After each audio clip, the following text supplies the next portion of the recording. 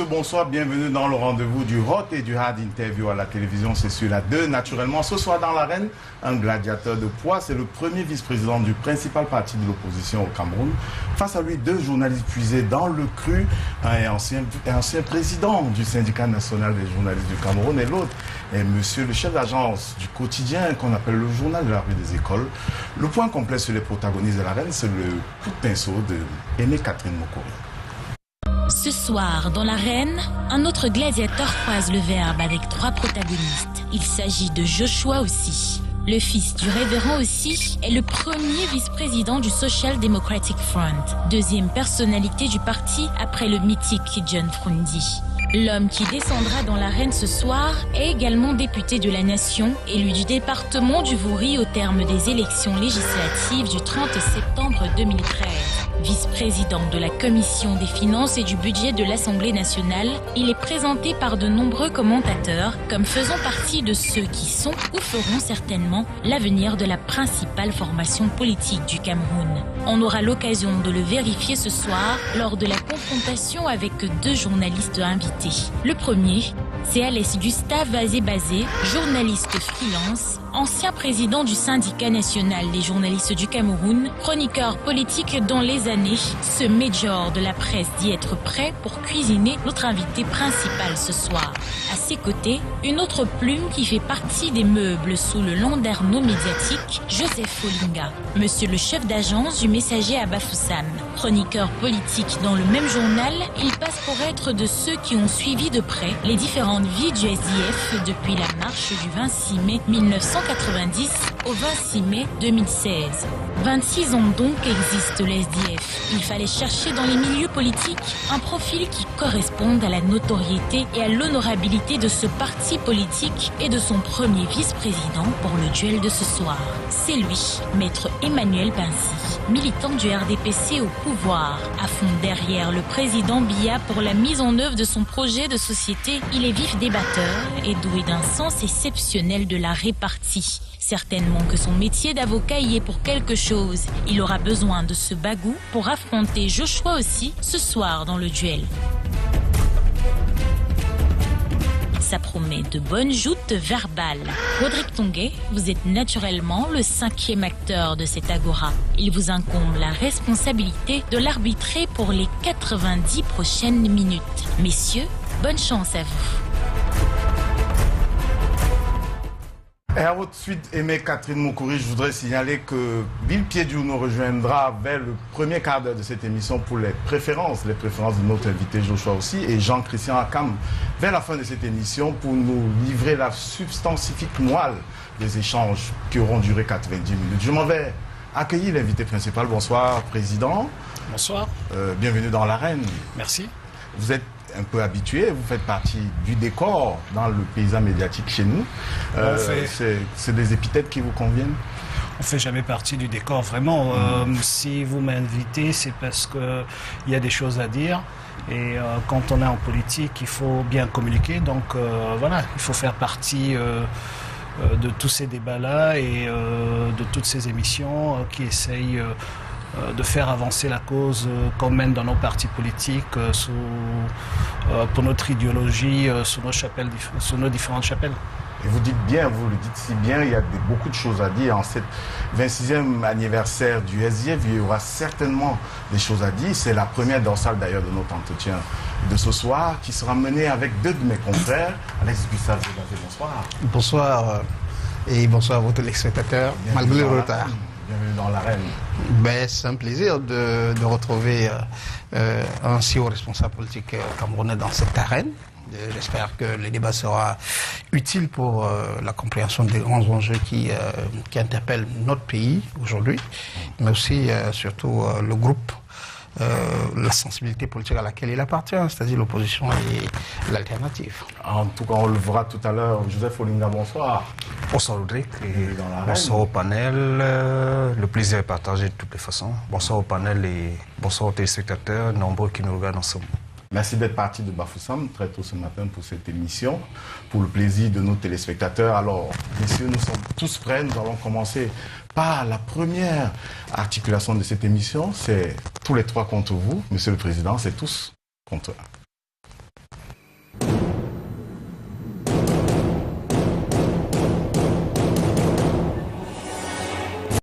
la tradition veut qu'on commence par une pause d'actualité. Mes confrères et moi allons vous poser quelques questions d'actualité.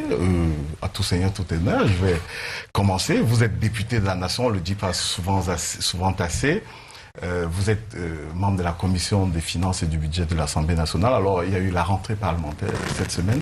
Au moment où on parle, il y a beaucoup de polémiques ou beaucoup de débats autour d'une anticipation de l'élection présidentielle qui passerait par une modification de la Constitution. Est-ce que c'est dans cet état d'esprit que vous avez retrouvé le chemin de la colline de Mwaikele cette semaine?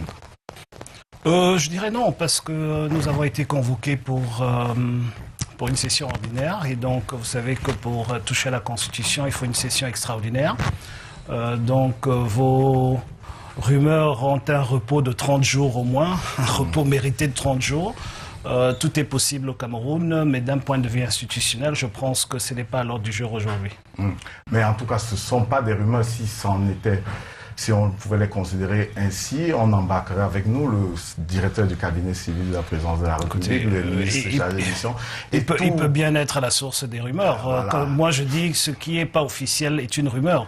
En tout cas, on a réussi les appels à la candidature. On a réussi les appels à la candidature.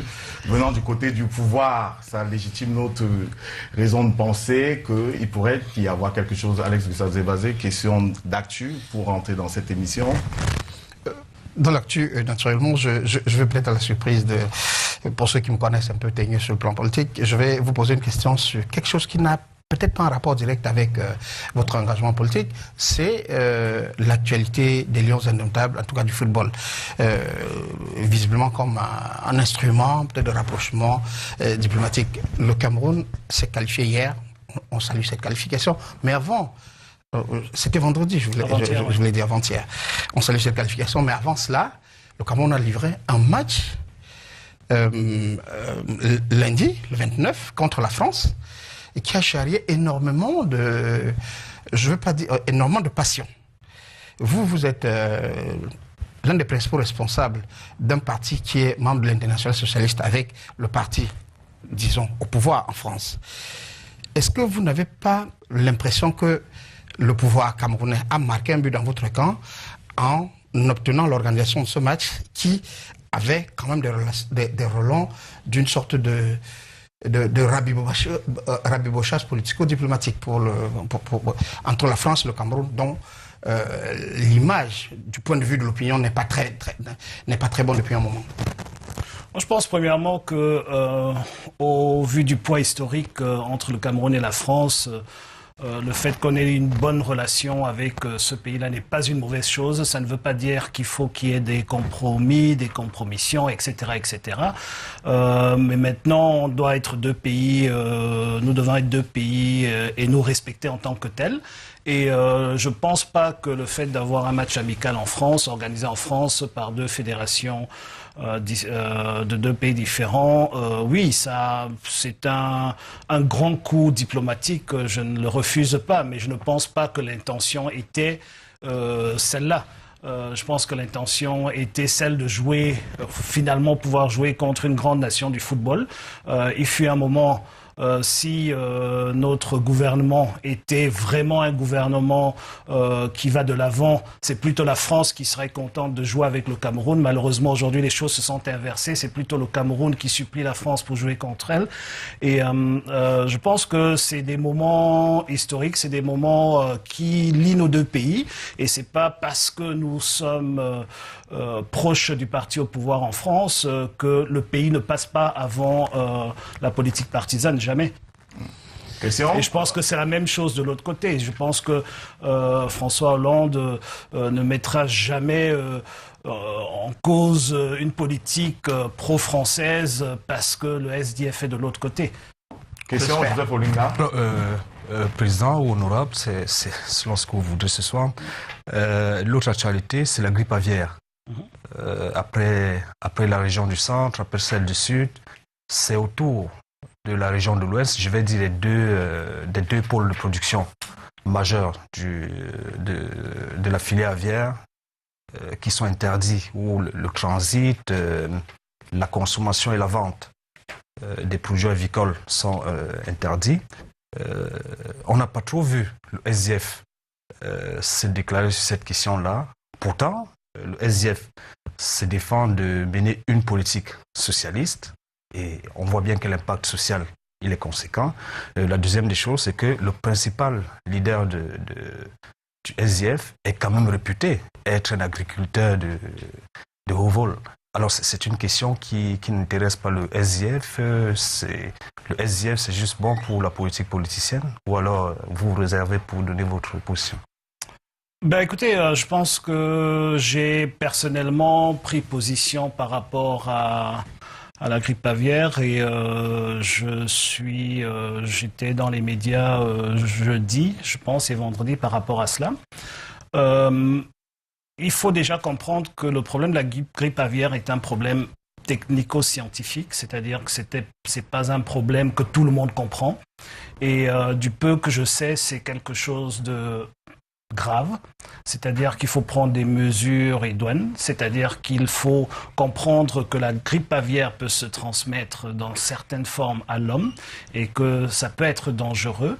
Mais j'aimerais dire ici que le gouvernement a très très bien réagi, surtout le ministère en charge de l'élevage. Je pense que le docteur Taïga a réagi en tant que professionnel venant de la branche et a pris toutes les mesures qui s'imposaient et surtout a très bien communiqué, ce qui fait en sorte que peut-être il a tellement bien communiqué que les gens ne prennent pas toutes les dispositions. Mais maintenant, j'aimerais aussi dire ce que j'ai dit déjà jeudi et je pense que le parti épouse cette position-là, c'est-à-dire qu'il faut absolument trouver les moyens pour compenser tous les éleveurs qui perdent la volaille parce que ce qui arrivera par la suite, c'est que si il n'y a pas de compensation, et surtout des compensations en temps, c'est-à-dire maintenant, pas dans 1 an, pas dans 6 mois, mais maintenant, parce que les gens, vous savez, la volaille, c'est des cycles de 45 jours, 60 jours au maximum. Donc, c'est maintenant dont les gens ont besoin de cet argent-là. Donc, il faut absolument que le gouvernement mobilise cet argent pour compenser ces gens, pour indemniser ces gens-là, pour que demain, quand il y a un nouveau foyer après celui du Mfundi et maintenant celui de la Mifi, pour que demain... Du Konki, merci. Mifi et Konki, merci. Pour que quand il y a un autre foyer, que les gens ne fuient pas avec leur volaille, que les gens qui comprennent qu'au fait, il s'agit d'un problème de santé publique et que collaborer avec les autorités ne leur fera pas perdre leur capital. Et c'est pour ça qu'il est très important d'immédiatement trouver les moyens pour essayer d'indemniser ces gens-là. Pas seulement parce que c'est juste, mais aussi parce que il faut considérer le côté santé publique qui va avec. C'est-à-dire, parce que imaginez si maintenant on n'indemnise pas les gens du Mfundi jusqu'aujourd'hui, on ne fait pas ça pour les gens de l'Ouest. Si demain il y a un nouveau foyer à Douala, mais les gens vont tous fuir avec... Alors, Président, il y a une précision quand même que je veux. C'est-à-dire qu'au constat en tant que reporter, il se trouve que les éleveurs qui, pour nombreux de toute façon, qui tiennent à écouler leurs marchandises par tous les moyens, ont une autre communication qui veut qu'ils disent aux consommateurs qu'il n'y a pas de problème si la volaille est cuite à point, ou les œufs sont cuits à point, on peut les consommer. Parallèlement, on voit bien qu'en fait, le problème n'est pas la consommation de la viande en elle-même, mais c'est la manipulation qu'on a avec cela. Et j'ai l'impression qu'au niveau, parce que vous me semblez être très en phase avec la politique gouvernementale, la communication gouvernementale à ce sujet. Très en phase, c'est un peu exagéré. Il faut reconnaître qu'on s'est bien fait, mais ça ne veut pas dire qu'on est en phase. Vous êtes aussi d'accord avec le fait qu'on laisse prospérer la communication selon laquelle il n'y a pas de problème, si la viande est bien cuite, on peut... Je ne pense pas que c'est le gouvernement qui ait parlé de cela. En tout cas, ce n'est pas le ministre en charge de l'élevage qui en a parlé. Vous avez tout dit dans votre question. Il ne s'agit pas de la viande bien cuite ou pas cuite, il s'agit de toucher les poulets. C'est de ça qu'il s'agit. Et de toucher tout ce qui était en contact avec les poulets. Et aujourd'hui, pourquoi est-ce qu'il y a une mauvaise communication là-dessus? Pour ce que j'ai dit tantôt. C'est-à-dire que si les éleveurs savaient que, ils vendent habituellement leurs poulets à 2500 francs, et en cas de grippe aviaire, l'État va les compenser, même de 2000 francs, pourquoi pas 2500 francs, parce qu'il s'agit d'une industrie quand même C'est 14% du 1% du PIB. Une industrie quand même importante dans ce pays. Et nous savons comment nous avons bataillé toutes ces années pour passer du poulet importé au poulet local. Donc il faut justement que le gouvernement met sur pied des mesures d'accompagnement pour qu'au fait cette communication-là s'arrête. Parce que qu'est-ce que l'éleveur veut? C'est de vendre son poulet. Donc si on confisque les poulets, on lui remet l'argent qu'il aurait eu au marché, il n'a pas de problème. Président, avec la permission du modérateur, on est rentré dans la première dorsale. L'un des experts de cette question-là, M. Bernard Djonga, qui est ingénieur agronome, qui est réputé pour son engagement, pour sa bataille. Je respecte beaucoup dans ce domaine. Voilà. Il a dit dans les médias la semaine que le problème, c'est pas l'existence d'un foyer localisé de grippe aviaire. Que lorsque on a circonscrit ce foyer-là, il n'y a pas de risque sur les poulets acquis dans des poulaillers, si on peut appeler ça comme ça, dans des fermes, qui ne se trouvent pas dans cette localité-là. Et il expliquait dans une chaîne concurrente, en tout cas dans une chaîne concurrente à Canal 2, qu'on peut citer, l'impact. Il n'y a pas de mal à citer. Oui, ça s'appelle Vision. C'est-à-dire Vision 4, je crois. Moi, quand j'ai entendu ça, je dis, mais quel est le type de communication qu'il faut aujourd'hui pour rassurer et les consommateurs, mais aussi les producteurs? Parce que le risque dans cette affaire, c'est qu'on ne crée une panique qui va impacter négativement sur la production de cette denrée, en tout cas, j'allais dire de première nécessité, mais qui est une denrée courante. Oui, je peux comment tenir à ce que Bernard Djonga a dit, c'est lui l'expert et pas moi. Donc, et je respecte Vous son êtes un homme politique, vous veniez de saluer la gestion que le gouvernement a fait. Oui, tout à fait. Je dis, il est rare au Cameroun que le gouvernement agit avant les populations. En général, c'est les populations et 3 jours plus tard, vous avez un ministre de la Communication qui essaie de nous dire le contraire. Pour une fois, c'est le gouvernement qui nous a informés du fait, et c'est ce que je salue. Et le gouvernement a pris des mesures immédiates. C'est ce que je salue aussi. D'habitude, on traîne 2-3 jours avant de prendre des mesures et avant qu'on y arrive, le problème a explosé. Donc aujourd'hui, quand même, saluons le fait que ça a été fait immédiatement. Ça m'arrive pas souvent de féliciter le gouvernement, mais là, ça a été fait. Maintenant, pour revenir sur ce que vous avez dit ou sur votre préoccupation, je suis pas un expert. Je dis tout simplement que du peu que je sais de cette maladie, il faut prendre des mesures. Je me rappelle, en 2009, il y a une crise mondiale où presque le Cameroun était épargné. Aujourd'hui, il faudrait peut-être voir pourquoi subitement le Cameroun est touché, alors que le Cameroun était épargné de cette maladie-là. Deuxièmement, en 2009, nous avons quand même un peu suivi ce qui s'est passé. Et parce que l'OMS a mal réagi et parce que des mesures ont été prises en retard, le monde entier s'est retrouvé avec ce virus-là. Donc, je pense, si effectivement, quand un foyer s'est construit et vous avez une ferme qui est en dehors du foyer, ce poulet-là est certainement consommable. Je pense qu'aujourd'hui, ce que l'administration avait fait à l'époque, c'est au lieu de faire, à l'époque, il y a quelques semaines ou quelques jours, au lieu de juste circonscrire le foyer à Mvogbetsi, ils ont pris tout le département. Maintenant, ça, il faut voir pourquoi ils ont pris ces décisions-là. Je ne suis pas un expert. Mais malheureusement, ce qui est important, c'est que la chaîne n'en souffre pas, c'est-à-dire l'industrie avicole n'en souffre pas et que des mesures d'accompagnement soient prises immédiatement pour que les gens ne vont pas... Parce que ce qui va arriver si on ne donne pas l'argent aux gens du Mfundi et aux gens de Bafoussam, ce qui va arriver, c'est que au lieu d'annoncer que vous avez eu 100 poulets morts ce matin, vous allez d'abord vendre les 900 restants et puis peut-être, si on a un peu de chance, un employé va venir vous dénoncer. Et c'est ce qu'il ne faut pas. C'est ce qu'il ne faut pas pour le Cameroun et c'est pour cela qu'il faut absolument, immédiatement indemniser tous ces gens. Rentrons dans la gestion de cette catastrophe, appelons-la ainsi. C'est pas encore une catastrophe. Appelons-la ainsi. Le SDF a un shadow cabinet. Il y a certainement là-bas un ministre qui s'occupe des questions agricoles. Oui. Voilà.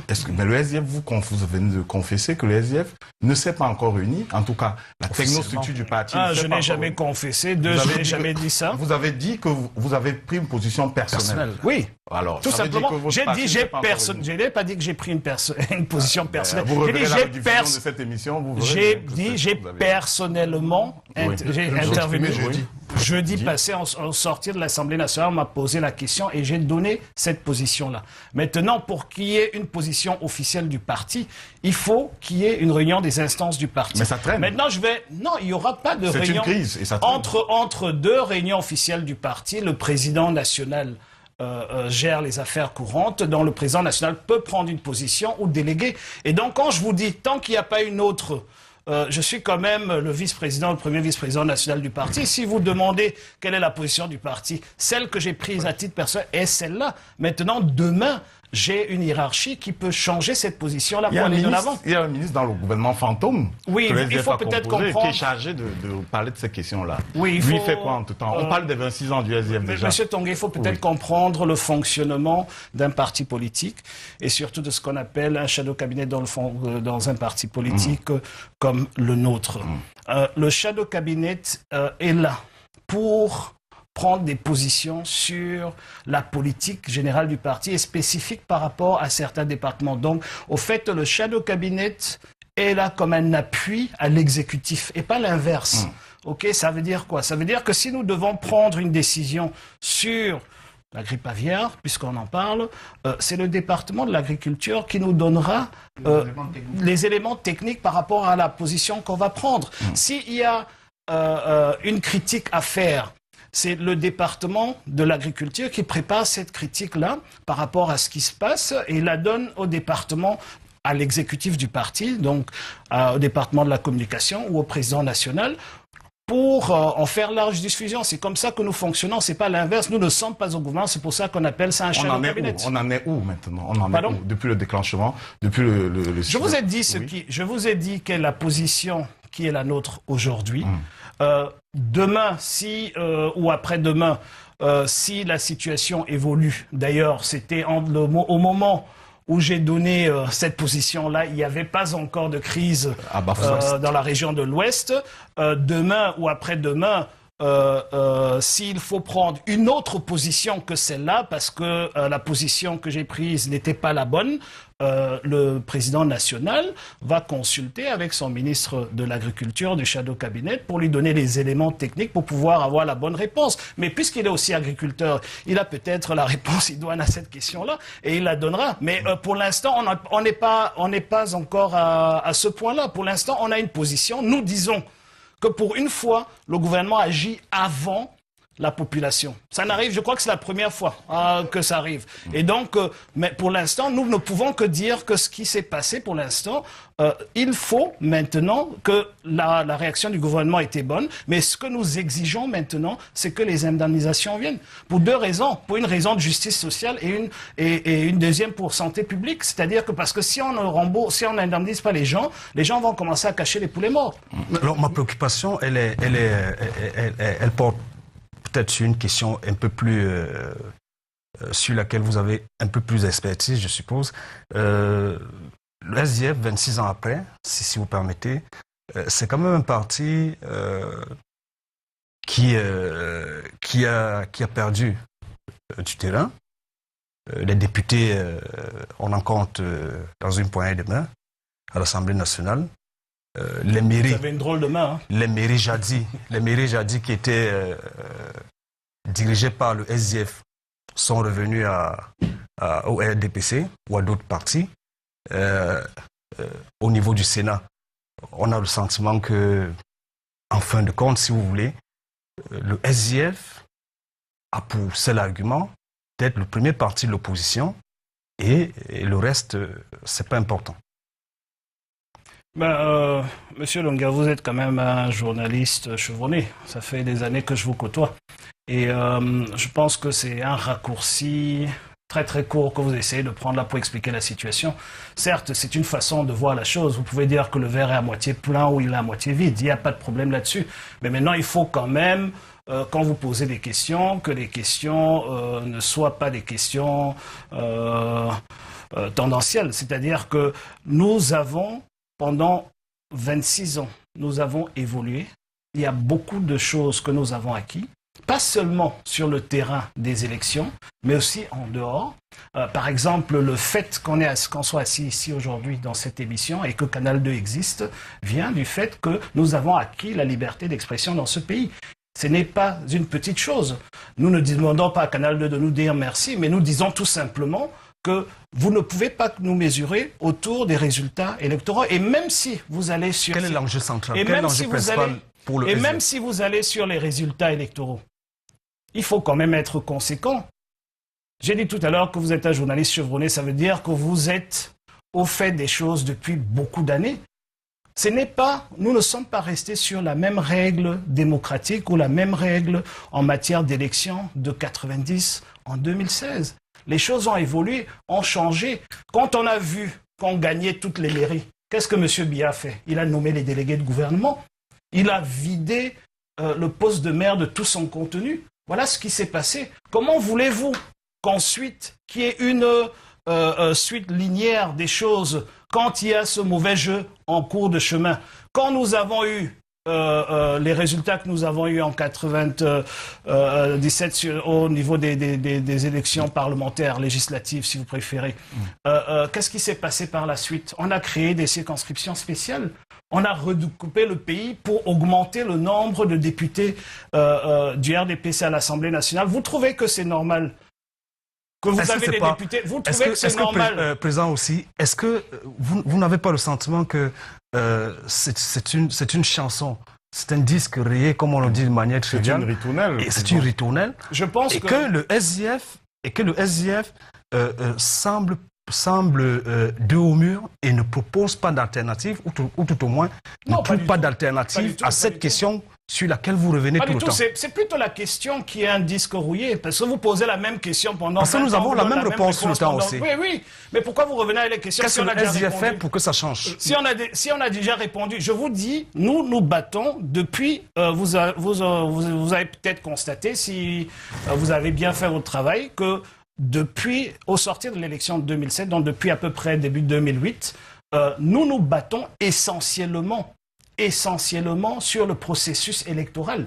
C'est-à-dire que nous avons laissé beaucoup d'autres champs pour nous battre sur celui-là, parce qu'on a compris qu'on faisait des propositions de gouvernement, on faisait le travail qu'un parti politique normal doit faire.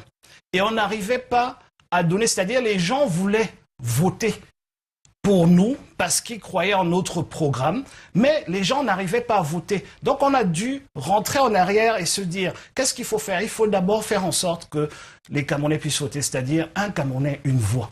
Et c'est ce qui s'est passé par la suite. Et c'est pour cela que depuis cette date-là, donc depuis fin 2007, après les élections législatives de cette année-là, nous nous sommes concentrés sur ce travail-là. Vous vous rappelez peut-être, nous avons fait les 11 propositions pour améliorer le processus électoral. Le président national du parti a rencontré une cinquantaine de chefs d'État dans le monde entier. Il a fait une tournée mondiale. Nous sommes allés à l'ONU. Nous avons fait plein de plaidoyers. Nous avons invité le Commonwealth. Le secrétaire général a passé presque 2 semaines à Yaoundé pour ne pas être reçu par Biya en fin de compte, etc., etc. Nous avons fait des propositions. Ils nous ont dit que la biométrie était impossible. Nous leur avons apporté des offres de biométrie. Ils nous ont dit que le fichier électoral ne pouvait pas être refait. Nous leur avons apporté la preuve qu'au Nigeria, avec 80 millions d'électeurs, ils ont pu le refaire, etc., etc. C'est un travail de fond. Et donc, ce travail de fond-là ne peut pas aussi, avec le changement des circonscriptions électorales, ne peut pas vous donner le même nombre de députés. Mais maintenant, posez-vous la question autrement. Comment se fait-il que depuis 1997 jusqu'à aujourd'hui, nous sommes dans des situations où vous avez des députés qui représentent 2000 Camerounais et d'autres députés qui représentent 1 million de Camerounais? Est-ce que c'est juste? Est-ce que c'est normal? Monsieur le député, je ne vais peut-être pas poser la question de la même manière que Joseph, mais il reste quand même une constante. Vous expliquez la stratégie de votre parti en disant... C'est pas la stratégie, j'explique ce qu'on a fait dans le passé. Oui, non. Votre micro est tombé. Aïe. Allons-y, on va replacer le micro. Quand je vous entends parler, allez-y. Quand je vous entends parler, vous dites que vous avez réorienté votre stratégie pour désormais vous concentrer, comment je veux dire, à la capacité de déverrouiller oui. le système électoral. Oui. Sans doute. Mais on constate que depuis bientôt 4 ou 5 ans, toutes les démarches que d'autres forces de l'opposition, sans doute moins puissantes que vous, moins puissantes que le SDF, pose pour faire avancer ou pour remettre sur la table cette question-là, le SDF ne semble pas très présent. Est-ce que vous êtes convaincu aujourd'hui que, à l'intérieur du Parlement, qui est la voie la plus sûre de la réforme institutionnelle, vous avez suffisamment de capacité pour amener le gouvernement à accéder aux revendications ou aux problèmes que vous avez posés sur les questions électorales et qui sont des problèmes réels. Je ne conteste pas le fait, d'ailleurs nous y avons travaillé. Sur le plan de la stratégie, que faites-vous depuis 4 ans, depuis 2011, puisque c'était avant l'élection présidentielle de 2011, les 11 propositions du SDF. On a eu la deuxième version de Elekam. C'était 2008. C'était 2008. On a eu, je crois, en 2010, la réforme de la loi créant Elekam 2. On n'a pas l'impression que les choses aient véritablement avancé. Alors, pourquoi est-ce que le SDF, on ne voit pas le SDF dans les démarches qui sont entreprises par d'autres groupes d'opposition pour ramener le pouvoir à la table de discussion pour des réformes profondes, comme vous l'espérez. Avant la réponse à votre question, Alex Gustave-Zébazé, je voudrais signaler que le gong vient de retentir et ça signale qu'on va suspendre l'émission tout à l'heure pour recevoir Adil Piedjou pour les préférences de Joshua aussi, mais on va lui permettre de répondre à la question d'Alex Gustave-Zébazé naturellement. Pour revenir sur la question, je pense que je ne peux pas venir ici parler de stratégie du SDF. Mon rôle en tant que premier vice-président de ce parti, c'est justement de garder la stratégie comme stratégie. On ne vous voit pas avec les autres partis. Quel est le problème? Bon, j'aimerais juste prendre la question de l'autre côté. Avant 2011, le SDF a invité 35 partis politiques qui ont signé une déclaration commune pour dire qu'il fallait améliorer le processus électoral, sinon nous n'allions pas aux élections. Sur les 35 partis politiques qui ont signé cette plateforme commune, je pense qu'il n'y en a que 3 qui l'ont respectée, plus ou moins.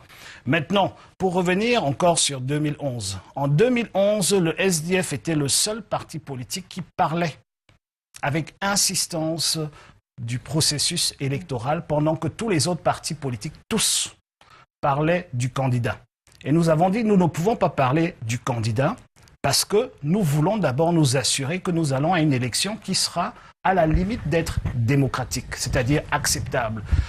Tous nous ont abandonnés parce que tout le monde courait pour être candidat à la présidence. Parce que je ne pense pas qu'il y a des gens qui pensaient qu'ils allaient véritablement gagner cette élection de cette façon-là. Maintenant, c'est pour cela d'ailleurs qu'on n'a pas compris notre position tout au long de la période qui est allée vers cette élection-là. Maintenant, après cette élection, il y a quand même eu certaines avancées. Nous avons 3 piliers sur lesquels, ou 4, sur lesquels notre position... 3 piliers sur les 11. Oui, 4, je dirais 4. 4 sur les 11. 4 sur les 11. Il y a le bulletin unique, l'élection présidentielle à 2 tours, et je dirais les 2 plus importantes de l'époque qui aujourd'hui semblent, parce qu'ils sont acquis, semblent être un peu banalisés par tous, c'est la refonte du fichier électoral. Oui. Et la biométrie, où on a eu une demi-biométrie. Donc, je ne veux pas dire ici qu'on a eu des avancées, parce qu'on n'est pas arrivé à 50% de ce que nous demandons. Il y a encore du chemin à faire. Mais je dirais qu'au vu des résultats, nous avons été tout le long conséquents. Nous avons amené le pouvoir à passer du ministère de l'administration territoriale à l'ONEL. Ils sont passés à l'ONEL 2. On a dit que ce n'est pas ce que nous voulons. Et nous les avons poussés d'aller vers Elekam. Et ensuite, ils sont allés à Elekam deuxième version. Et ensuite, ils sont allés au code électoral que nous demandons depuis 1990, qui est finalement arrivé par la suite. Ensuite, nous avons eu toutes ces avancées-là dans le code et nous avons eu des avancées aussi en dehors du code. Donc, je pense qu'il y a encore un travail à faire. Mais maintenant, nous juger parce que vous pensez qu'on ne s'associe pas aux autres qui réclament la même chose. Ils n'ont peut-être pas la même stratégie que la nôtre. Mais je dirais que notre stratégie, pour l'instant, est payante à 40%. Et notre travail, c'est de l'amener à être payante à 100%. et pas de nous disperser avec d'autres qui viennent nous rattraper dans un combat que nous avons commencé en 2007. On va sans doute y revenir, mais on va poursuivre l'entretien autour de la première dorsale de cette émission. Ce sera après mes préférences tout à l'heure avec l'île Piédiou.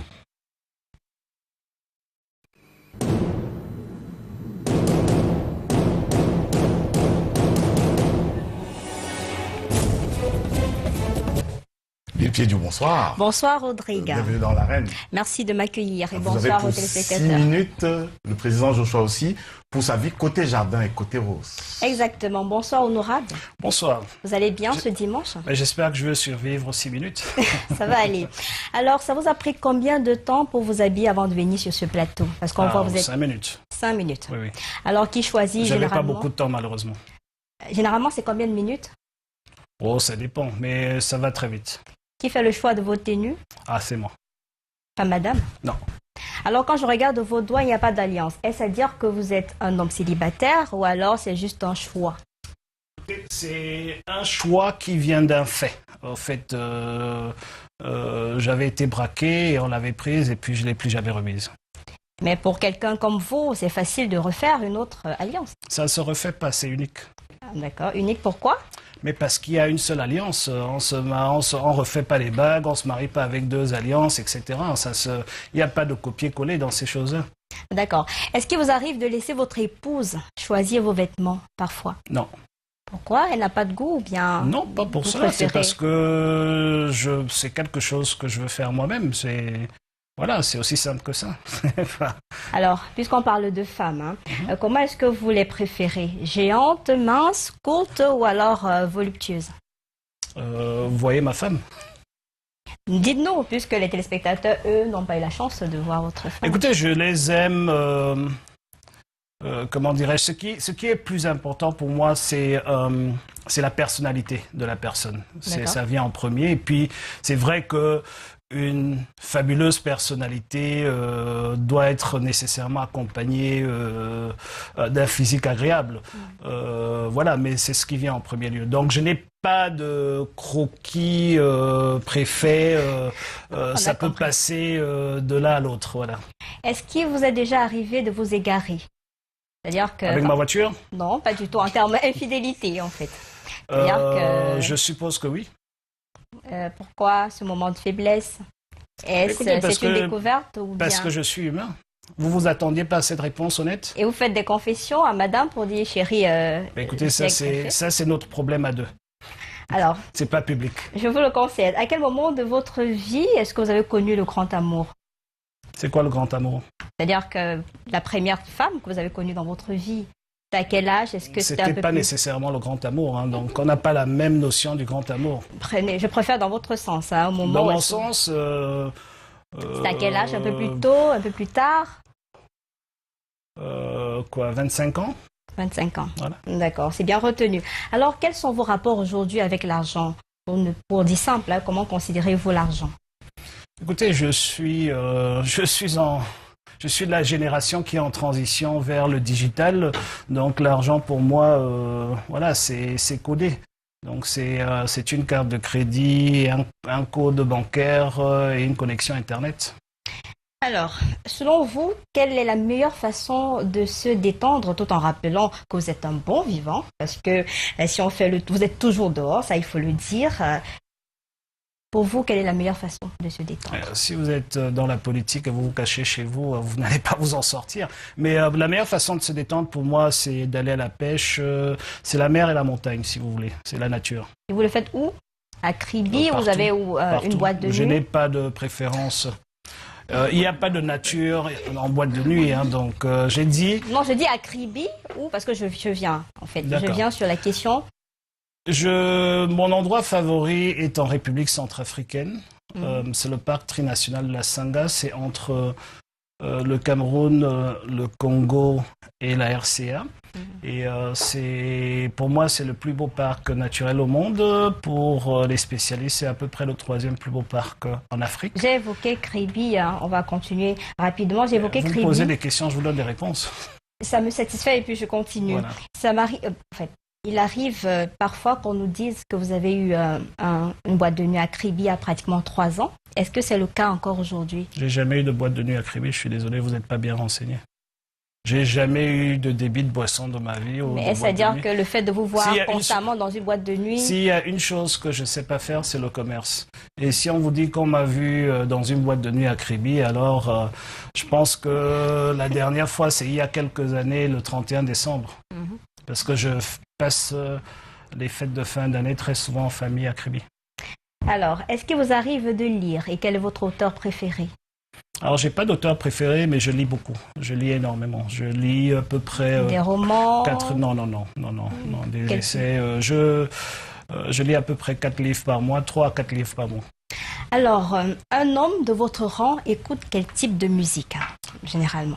Ça dépend de ce que je fais et dans quel mode je suis et quelle heure de la journée. Donc, j'écoute pratiquement tout. De façon générale? Ça va de la musique classique à la musique traditionnelle. Ça va du makossa que j'adore à d'autres types de musique. J'ai la chance d'avoir un très bon ami mélomane et avec qui je m'ennuie pas parce qu'il a toujours toutes les collections nécessaires. Alors, imaginons présentement que vous êtes sur une piste de danse et je suis votre disc jockey. Quelle est la chanson que vous pouvez me demander pour vous défouler sur la piste? Alors ça m'arrive pas souvent que je me défoule sur la piste et si jamais je me défoule, c'est parce que je vous demanderai le disque du moment. Mais malheureusement, le disque du moment, je pourrais même pas dire comment il s'appelle. Mais ça doit être une musique urbaine camerounaise. J'aime beaucoup ce que les jeunes Camerounais font. Léo, Salatiel, par exemple, ces jeunes... Par exemple. Alors, maintenant, est-ce que vous pouvez mimer une petite chanson pour les téléspectateurs? Je sais pas chanter. Vous savez pas chanter? Non. Alors, rapidement... C'est pour ça que j'ai des amis qui savent chanter. D'accord, on va rapidement. Rodrigue, vos sous-vêtements, généralement à la maison, qui les lave? Écoutez, on m'a posé la même question la dernière fois que j'étais à la Reine. J'étais pas avec vous, hein, donc il fallait regarder comme ça. J'étais pas avec vous. Et j'ai une machine à laver qui le fait. Ça ne fait de mal à personne. C'était juste pour faire le constat. J'ai une machine à laver qui le fait. Alors, vous êtes un homme d'affaires, en politique, responsable d'entreprise. Comment est-ce que vous arrivez à gérer tout cela? Est-ce que vous déléguez les pouvoirs ou bien vous choisissez de faire tout vous-même? Je délègue. À quel moment précisément? Vous faites confiance facilement? Il n'y a pas de moment pour déléguer. Oui, je fais confiance. Si je travaille avec vous, c'est que je vous fais confiance. Il n'y a pas de moment pour déléguer. Soit on délègue pas. Vous avez une partie de votre famille en Suisse. Comment est-ce que ça se passe au quotidien? C'est relativement difficile, mais voilà, on gère, c'est la vie, on fait avec. D'accord. Rodrigue, merci Lille, merci d'avoir cuisiné pour nous l'inviter, l'avoir rassuré surtout parce que c'est la partie colorée de cet entretien. On va poursuivre notre première dorsale. Merci Lille Piédieu, on vous retrouve demain. Il faut préciser qu'on a une nouvelle version de Canal Matin, c'est un logo, donc ce sera l'occasion pour les téléspectateurs de regarder. On découvrira, c'est à 6h30 Canal Matin. Exactement. Alors, avec Sofran Kenyé pour ce mois-ci. Alors, le président Oshie, on revient à notre première dorsale, le SDF, comme il va depuis 1990. Mais on a parlé aussi des rapprochements. Alex Guissard-Azebazé évoquait les rapprochements avec les partis d'opposition qui poursuivent les mêmes causes que vous. Mais il y a eu des rapprochements avec le pouvoir. Enfin, c'est ce que l'opinion a pu percevoir. Est-ce que vous avez cette opinion-là? Est-ce que vous avez cet avis-là qu'à un moment donné, le SDF a essayé quelque chose avec le pouvoir, au-delà des rencontres symboliques entre le président Fondier et le président Biya? Je ne pense pas que je suis indiqué pour vous donner une opinion ou pour vous donner un sentiment. Je vous donne les faits. Il n'y en a pas. Voilà, il n'y a pas eu de contact.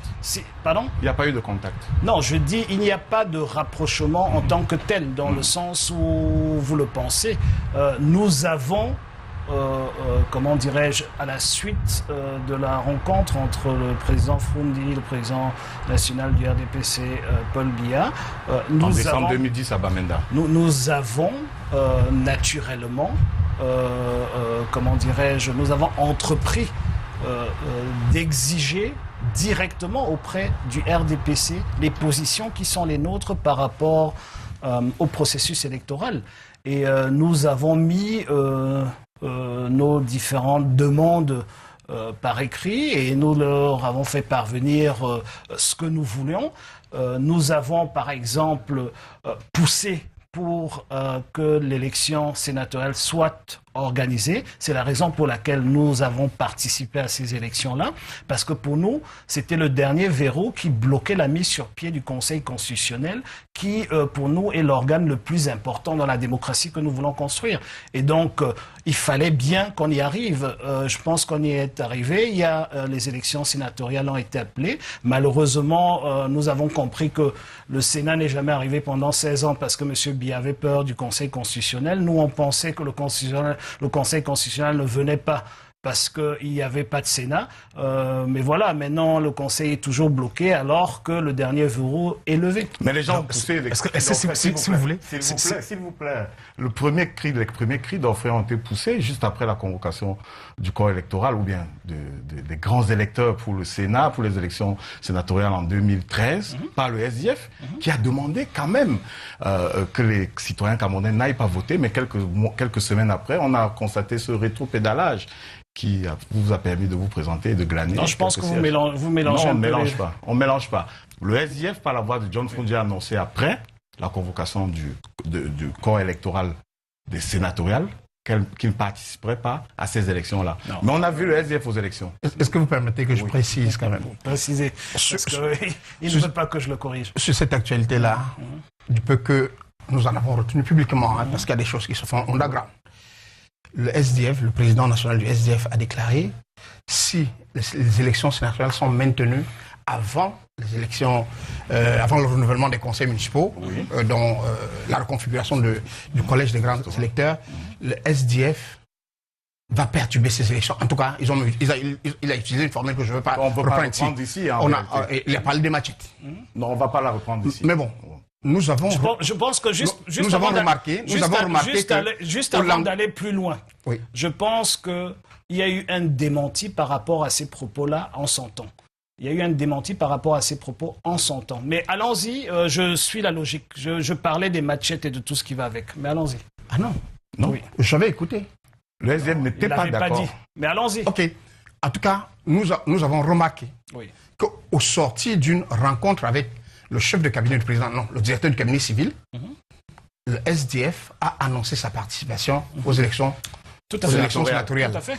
Et, enchaînement pour enchaînement, quelques temps après, les élections sénatoriales sont tenues, le SDF a remporté des sièges dans des circonscriptions où, apparemment, elle n'avait même pas de conseillers municipaux. Je vais parler de l'Adamawa. Alors, ça a pu conforter, moi ce n'est forcément pas mon avis, mais ça a pu conforter un certain nombre d'analystes et d'observateurs qui sont convaincus qu'il y a des rapports... Qu'il y a collusion, de temps en temps. Qu'il y a une collusion entre la direction du SDF et comment je vais dire, et la direction du parti au pouvoir. Qu'est-ce que vous en dites aujourd'hui que nous vous avons à la reine, puisque nous savons que vous êtes l'un des plus proches collaborateurs du président national du SDF, en tout cas, John Fundi? Écoutez,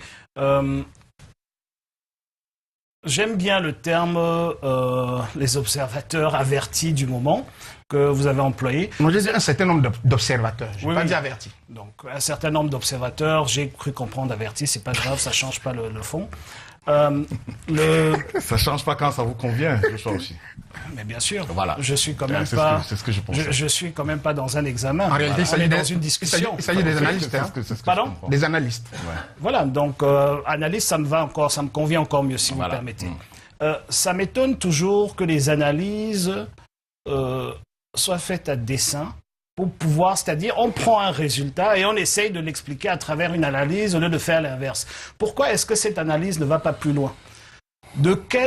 Comment est-ce qu'on croit, ou quel était l'avantage, ou quelle était la position du RDPC quand le RDPC, après ces élections-là, décide d'aller vers la refonte du fichier électoral ? Pour les élections sénatoriales, vous dites. Oui. Pourquoi est-ce qu'il y a une refonte du fichier électoral ? Pourquoi est-ce qu'il y a un réaménagement du code électoral? Pourquoi est-ce qu'il y a un réaménagement des LECAM au sein du dans le code électoral? Pourquoi est-ce que vous pensez que s'il y avait un arrangement avec le RDPC. Nous n'aurons pas fait cet arrangement-là, là où nous avions le plus de chances de gagner, notamment au nord-ouest, et plutôt qu'ailleurs, où voulez-vous nous dire ici que c'était, comment dirais-je, c'était un arrangement pour demander aux différents candidats. Comme certains ont dit, 14 sièges qui font un groupe parlementaire sénatorial. Un groupe sénatorial. Il faut 10, pas 14. Il faut Donc, 10.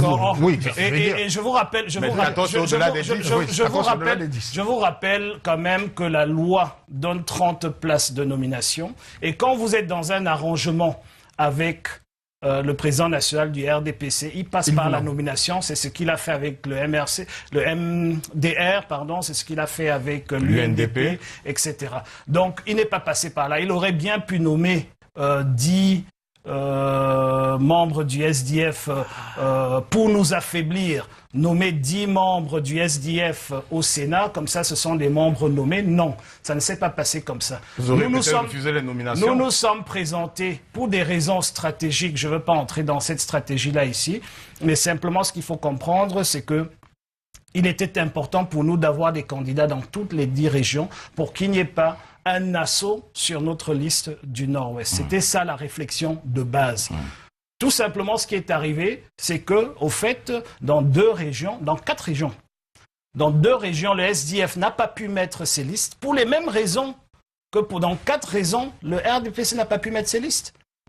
Nous avons eu des disqualifications dans 2 régions, l'extrême nord et l'est. Le RDPC a eu des disqualifications dans 4 régions, l'extrême nord, l'est, l'ouest et l'Adamawa. Il se trouve que dans les régions de l'extrême nord et de l'est, il n'y avait aucune liste. Et pour des raisons qu'on ne peut pas expliquer ici, seul le RDPC a pu refaire une liste. Et maintenant, dans les deux autres régions, le SDF s'est trouvé face à face dans une région avec une liste de l'UDC, dans l'autre avec une liste de l'UNDP. Voilà ce qui s'est passé. Mais la liste... S'il vous plaît. Je veux savoir, ce que je retiens, président aussi Joshua, c'est que le SDF est dans une stratégie d'adaptation. En ce moment, en tout cas, en ce qui concerne votre démarche politique, vous vous adaptez au contexte pour parvenir à vos résultats. La question que je voulais poser, peut-être la question qui importe le plus, pas le constat. Est-ce qu'il vous est arrivé, pour des raisons d'efficacité, d'entrevoir une incursion, une introduction dans l'appareil étatique pour mieux contrôler les choses intérieures, pour mieux influencer, pour que, par exemple, toutes les revendications que vous faites autour du fichier électoral soient prises en compte. Est-ce que le SDF accepterait un poste de MINAT? Est-ce que ça serait la deuxième question? Est-ce que, tel que ça s'est dit, et fort curieusement, parfois c'est des sources internes au SDF qui ont donné ces informations à certains moments, est-ce qu'il vous est arrivé, combien de fois, pour être plus précis, combien de fois il vous est arrivé d'être contacté par le pouvoir RDPC ou ses satellites afin que vous y soyez? Écoutez, je pense que le rêve du RDPC, c'est un gouvernement avec le SDF. Mais la position du SDF depuis 1990, c'est de libérer le peuple camerounais. Et donc, nous n'avons aucun intérêt d'entrer dans ce gouvernement-là. Et encore moins aujourd'hui, quand ils sont en fin de règne. Et donc, même si cela vous permettait de changer les choses de l'intérieur. Mais je ne pense pas que... Emmanuel Pensi. Oui, je ne pense pas qu'il y a un seul ministre qui a le pouvoir au sein du gouvernement de M. Biya de changer quoi que ce soit. Nous ne sommes pas dupes. Nous avons vu ce que d'autres ont fait là-bas. Mais nous pensons que nous ne pouvons rien apporter aux Camerounais en faisant partie du gouvernement de M. Biya. Nous pouvons apporter quelque chose aux Camerounais en mettant notre propre gouvernement en place. Alors, il y a des postes que le SDF préfère. Est-ce que si on proposait au SDF un poste de MINAT, un poste de mine-justice, est-ce que même si vous n'avez pas de majorité au Parlement, on vous propose un poste de Premier ministre? Monsieur Tongué, je vais vous dire... Est-ce que c'est ça l'enjeu? Non, Monsieur Tongué, oui. Si le SDF voulait un poste de Premier ministre ou quelque poste que ce soit, il l'aurait déjà eu depuis très longtemps. Le SDF veut le gouvernement, le SDF veut arriver au pouvoir. Et le poste qui nous intéresse aujourd'hui, c'est un poste qui n'est pas nominatif, c'est-à-dire de passer par une élection, et c'est celui du président de la République pour former un gouvernement qui travaillera finalement pour les Camerounais. C'est pour cela que nous avons été créés, c'est pour cela que nous militons, et c'est vers là où nous nous acheminons. Donc vous confirmez que le pouvoir vous a proposé des postes au gouvernement? Mais c'est de bonne guerre. Oui ou non, c'est une question fermée. Je suppose que oui, je dis c'est de bonne guerre. Il n'y a jamais eu une discussion officielle, mais je sais que le vœu est là. Je sais qu'en off, les gens le disent. Vous le dites aussi sur le plateau. Donc si vous avez ce vœu-là, beaucoup d'autres l'ont, mais ce n'est pas notre raison d'être. Notre raison d'être, c'est de finalement arriver au pouvoir par les urnes, et nous le ferons. Dans quelques mois, nous arriverons au pouvoir par les urnes et nous allons former notre gouvernement. Nous n'avons aucun intérêt d'aller essayer d'aider quelqu'un qui a pillé la République pendant 30 ans. Où est l'intérêt? Nous ne faisons pas la politique pour être ministre, M. Tongué. Nous faisons la politique pour les Camerounais. En tout cas, on verra bien avec le camp d'en face, c'est-à-dire le RDPC. Est-ce qu'on verra bien comment se font ce type de rapprochement? C'est la substance.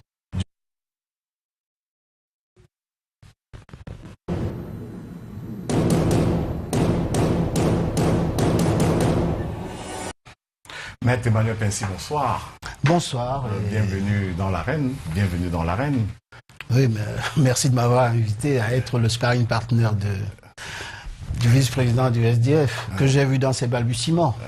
En tout cas, vous avez donc l'occasion de lui porter la contradiction en 15 minutes. On vous a vu prendre beaucoup de notes pendant que vous étiez en back-office. Vous avez donc l'occasion de les restituer. Bonjour, honorable. Bonjour, Ahmed. Écoutez, je suis ravi de vous rencontrer ce soir. D'autant plus que je peux dire que nous avons d'excellentes relations parce que c'est un député de la nation et surtout un député. Le SDF n'avait pas de politique alternative sur le problème de la grippe aviaire. Parce que lorsque les excellents journalistes lui ont posé la question, il a dit on va voir ce qui va se passer. J'ai fait une déclaration, peut-être que demain le président Foundi va dire autre chose, nous allons nous réunir. Ça veut dire quoi? Ça veut dire qu'on a l'impression que, en fait, le shadow cabinet, c'est-à-dire le gouvernement fantôme, est un gouvernement fantoche. Qu'en dites-vous? Mais maître, je pense que vous n'avez pas vraiment écouté à ce que j'ai dit, mais bon, ça ne m'étonne pas venant de vous. C'est de bonne guerre. J'ai suivi de très près. Oui, suivi, ça ne veut pas dire comprendre.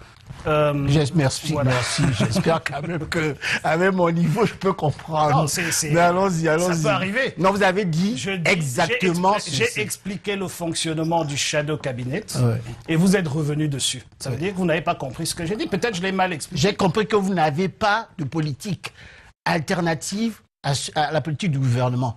Vous avez d'ailleurs, et c'est de bonne guerre, apprécié la politique du docteur, du ministre. C'est pas ce que j'ai dit. Vous avez dit. Nous ne parlons pas d'une politique alternative. Nous disons qu'il y a une crise. On nous demande la position. Je vous donne la position qui est la nôtre aujourd'hui, maintenant, à l'état actuel de cette crise-là, qui est une position que je pense, au fond de moi, qui est une très bonne position. Parce que c'est une position qui prend soin de la santé publique et c'est une position qui prend soin de la justice sociale. Ce sont des piliers de notre politique. Maintenant, s'il faut aller plus en profondeur, parce que la crise devient peut-être nationale, il faudrait qu'on se réunisse pour voir si nous pouvons aller plus loin que celle-là. Mais pour l'instant, ce que nous avons fait, c'est ce que j'ai dit, au vu de la crise actuelle, c'est-à-dire de l'envergure de la crise actuelle, suffit. Nous n'allons pas dans nos cabinets sur toutes les maladies vétérinaires et toutes les maladies humaines avoir une politique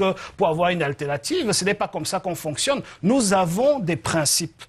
Et sur ces principes, nous avons des idéaux, nous avons des principes. Et sur la base de ces idéaux-là, nous avons un programme politique. Sur la base de ce programme politique, nous ressortons les éléments qui sont, qui nous cadrent en cas de crise comme celle-là. Et je vous ai dit tantôt, nous avons regardé que la réponse prend soin d'avoir une considération de justice sociale, c'est-à-dire l'indemnisation des victimes, parce que ce sont des victimes. Et de l'autre côté, une politique ferme de santé publique, ce que nous saluons, parce que le SDF est un parti de fermeté, et nous saluons cela, et c'est pour cela que j'ai dit, pour une fois, le gouvernement était en avance sur la population. En général, c'est l'inverse. Vous voulez que je vous dise quoi encore? Ok, allons-y. vous avez dit, vous avez proposé quelque chose en disant que vous avez une seule solution. Il faudrait que le gouvernement indemnise. Moi, je vous pose la question. Est-ce que vous pensez que... J'ai pas dit que c'est une seule solution. J'ai dit c'est la seule solution que pour l'instant, dans l'état actuel des choses, le gouvernement a pensé à beaucoup de choses, mais l'indemnisation ne fait pas encore partie, on n'en parle pas encore et n'a pas encore débuté. Il faudrait que ce soit urgent. Voilà. D'accord. Et moi, j'ai pas dit que c'est la seule solution. Et moi, je vous pose la question. Voilà. Est-ce que vous pensez que lorsqu'on élève des poulets, on ne doit pas avoir une assurance? Mais écoutez, vous êtes... dans ma circonscription, qui est une circonscription urbaine. Donc je comprends votre question. Mais il faut faire, Maître Pensy, il faut faire un tour pour visiter les millions d'exploitations agricoles familiales là-dehors. L'exploitation dont nous parlons, c'est en Vogbessi. Ce n'est pas de ça. C'est une exploitation excessivement moderne. Et dont on parle. Moi, j'ai suivi. Ce n'est pas de ça. Ce n'est pas de ça. Moi, je vous ai posé la question. Est-ce que vous pensez qu'il ne doit pas avoir une assurance? Ce n'est pas de Vogbetsi qu'il s'agit, parce que peut-être vous n'êtes pas au courant. Peut-être que vous n'êtes pas au courant. Vogbetsi est une ferme qui appartient à l'État. Donc ce n'est pas de ça qu'il s'agit. Que l'État s'auto-indemnise ou pas, je pense qu'on peut juste aller voir s'ils veulent détourner de l'argent avec. Mais ce qui me concerne ici, là, ce sont les centaines, voire les milliers d'autres exploitants autour, dans le Mfundi, maintenant dans le Konki et dans la Mifi, qui perdent... il y a combien de foyers dans le Mfundi? Mais un foyer, ça ne veut pas dire... Mais maître, ne me décevez pas. Mais non, un foyer, ça ne veut pas dire... Un foyer ne veut pas dire une ferme. Oui, vous savez aujourd'hui qu'on a détruit des poulets presque partout dans le Mfundi. Partout on les trouvait, dans les marchés, etc. Ces gens-là, ils ont nourri ces poulets pendant 6 mois. Ils ont nourri pendant 45 jours, etc. Il faut bien qu'on trouve un moyen pour les indemniser. Parce qu'on les tue au nom de notre santé. Et parce que si on ne le fait pas demain, ces gens vont cacher les poulets, ils vont aller les rôtir, et moi et vous, nous tous ici sur le plateau, on va aller les manger. Et c'est ça le problème. Donc c'est pour ça que je dis que c'est un problème de santé publique et c'est un problème de justice sociale. 2 piliers de mon parti. Et le gouvernement, pour l'instant, a pris des bonnes mesures. Sur le côté de l'urgence. Maintenant, j'ai dit que au niveau de l'indemnisation, le gouvernement n'a pas encore parlé de l'indemnisation. Et vu que vous représentez... existe dans tous les pays au monde, il faudrait quel que soit même le bail d'habitation, les gens doivent s'assurer. Maître Pensy. En cas de s'il y a un problème. Maître Pensy, je vais vous informer. Oui. Le poulet si délicieux camerounais que vous dégustez de temps en temps et très souvent, il y a des héros là dehors. Qui se réveillent tôt le matin, 4-5 heures du matin, qui travaillent des jours entiers pour pouvoir faire en sorte que ce poulet soit au niveau de la bourse des Camerounais. C'est-à-dire qu'à un prix très bas, ils font d'énormes sacrifices déjà. Vous ne pouvez pas encore ajouter d'autres problèmes sur ces problèmes-là. Le jour où vous allez commencer à accepter les propositions de loi du SDF, d'augmenter le SMIC, de faire en sorte que les gens aient un certain pouvoir d'achat, qu'ils puissent commencer à acheter des poulets à 10 000 francs, vous pourrez demander aux agriculteurs de prendre une assurance. Mais quand vous-même, du RDPC, vous créez des marchés parallèles avec le ministre du Commerce et son MIRAP, où vous faites la...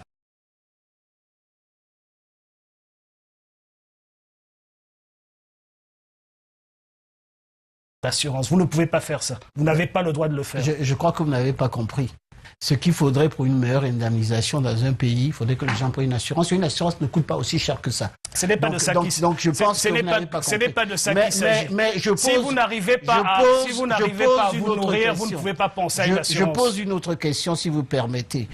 Vous avez tout à l'heure dit que si la liberté d'expression existe au Cameroun, elle est du fait du SDF. Bien sûr.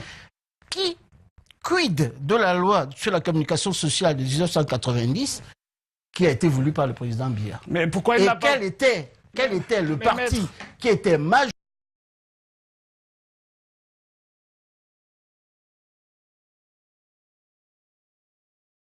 Attendez la réponse. Non, moi je vous pose la question. Parce que vous avez posé donc la question. J'ai posé la question, vous avez affirmé. Sur quoi vous avez déjà posé la question. Laissez-moi donc répondre. Le dire.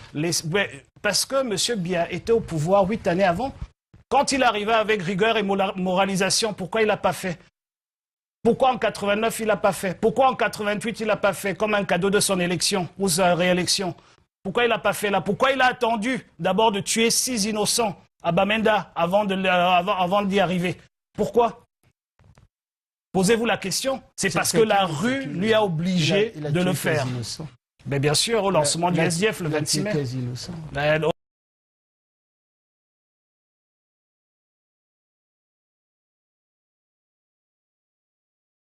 Tiré sur 6 innocents, Maître Pensy. Vous avez affirmé ici que si le SDF est en perte de vitesse, c'est à cause du découpage électoral. Et vous avez même osé affirmer ici qu'il y a dans des circonscriptions où avec 2000 personnes, il y a un député, et dans une circonscription avec 1 million de personnes, donnez-moi la circonscription où il y a un député pour 1 million d'habitants. Newbel. Mais vous m'avez demandé de donner, j'ai donné. Non. Demandez le compte administratif de Madame le maire de Newbel. Demandez le compte administratif de Madame le maire de Newbel. Pourquoi vous bégayez après? Douala, combien d'habitants?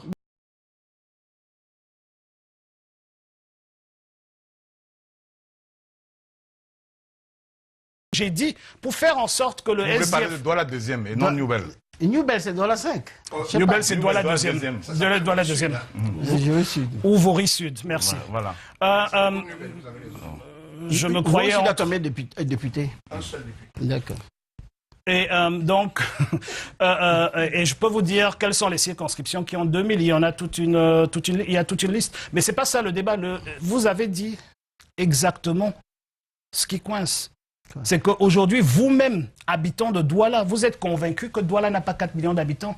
Parce qu'on a fait un recensement de la population.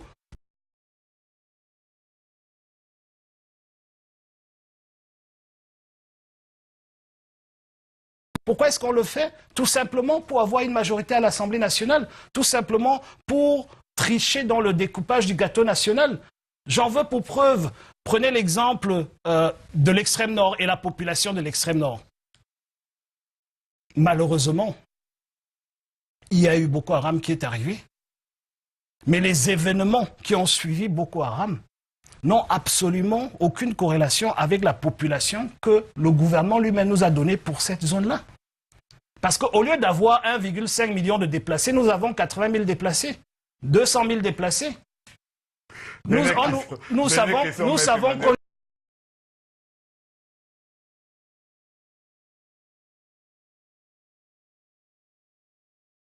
Il dit que la perte du SDF de vitesse, parce que le SDF... C'était une partie de la réponse. Depuis ces élections, vous avez depuis 90, 92, le SDF est en perte de vitesse permanente parce que vous n'avez pas de politique alternative à proposer. Maintenant, sur la dernière question, vous avez dit qu'en ce qui vous concernait, vous avez 4 piliers sur lesquels vous êtes en train de vous battre et qui feront en sorte que peut-être demain... Vous n'avez vraiment pas compris ce que j'ai dit. J'ai dit que sur les 11 points que nous avions 4 piliers sur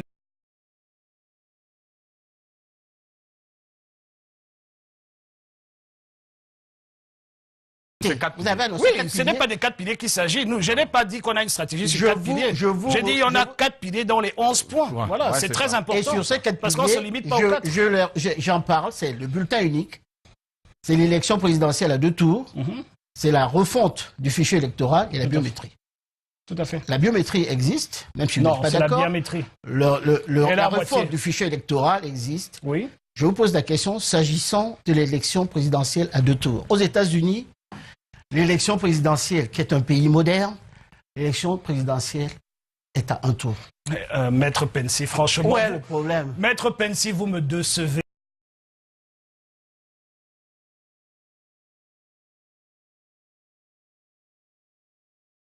À 2 tours, c'est tout simplement pour arriver à une élection à 2 candidats. Non, il n'y a pas 2 candidats. Il peut y avoir, il y a des candidats... Il y a eu des candidats qui étaient des candidats indépendants. Oui. Raf Nader, il y a plusieurs candidats qui sont indépendants. Qui d'une façon institutionnelle accompagne les 2 candidats. Non, c'est pas ça. Non. Qui accompagne les 2 candidats. Il n'y a pas qu'aux États-Unis Maître Il y a souffrait des d'écouter la pays réponse comme en quand vous posez des Angleterre, questions. où les élections sont également un tour, qui sont des pays modernes. parce que c'est des élections parlementaires et ce n'est pas des pas des élections à liste proportionnelle. C'est des élections à s'il n'y a pas d'élection à liste en Angleterre, c'est Au pas des Cameroun, il n'y élections a pas de liste proportionnelle. Mais si que c'est à...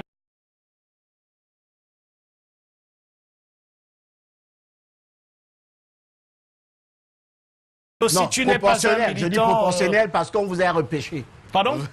C'était votre dernière observation, Maître Emmanuel Pincy. Merci d'être venu sur ce plateau. C'est moi qui vous porter la remercie. contradiction au président Joshua aussi. Vous êtes militant du RDPC, vous êtes avocat au barreau, vous êtes une des plus grandes figures. On vous appelle, on vous désigne d'abord, d'ailleurs, comme un des ténors du barreau. Merci d'avoir accepté notre invitation. C'est moi ce qui soir. remercie le président Joshua d'avoir répondu à mes questions avec la mauvaise foi habituelle de l'opposition, mais il a quand même répondu. On va donc poursuivre cet entretien en parlant de la personnalité du président aussi. Et je voudrais vous poser cette question.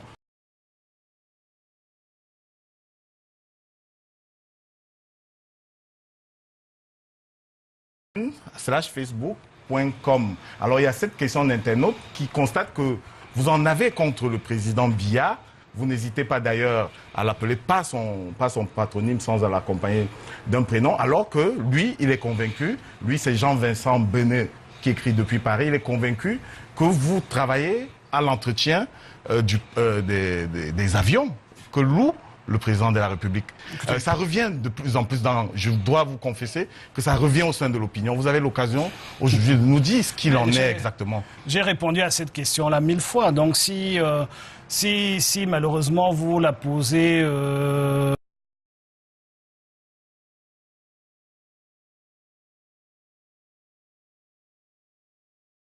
Avion. Oui, je ne savais pas que le président de la République avait des avions. Je crois qu'il y a des gens qui sont en prison parce qu'il n'a pas d'avion. Donc il faudra aller les libérer s'il y a des avions. Les avions sont à sa disposition. Écoutez, quand il loue les avions, oui. Quand la présidence de la République loue un avion, oui. Ok, il loue un avion et c'est comment on dit, celui qui met à disposition l'avion qui est le propriétaire et qui décide ce qui se passe avec son avion. C'est pas le président de la République qui décide. Et vous est-il arrivé d'assister ou de participer à la transaction? Non, nous ne participons pas à la transaction. Nous travaillons avec des avions. Nous sommes une des entreprises les plus compétentes sur le marché local. Et il nous arrive régulièrement, nous ne demandons pas si...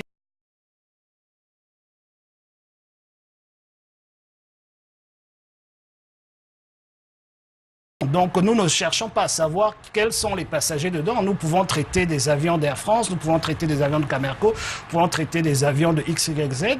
Nous ne cherchons pas à savoir est-ce que ça porte des cercueils, est-ce que ça porte des présidents de la République, est-ce que ça porte des dictateurs, etc. Non. Nous, c'est pour qui, président aussi? Non, je ne suis pas venu parler de mon entreprise ici parce qu'il faut faire le distinguo. Vous m'avez invité en tant qu'homme politique, je vous réponds en tant qu'homme politique. S'il fallait utiliser de l'espace de Canal 2 pour parler de mon entreprise, j'allais voir M. Chatuet. On vous concède cet espace. J'allais voir M. Chatuet, je pense pas que vous avez... cet espace volontiers. Je pense que vous avez...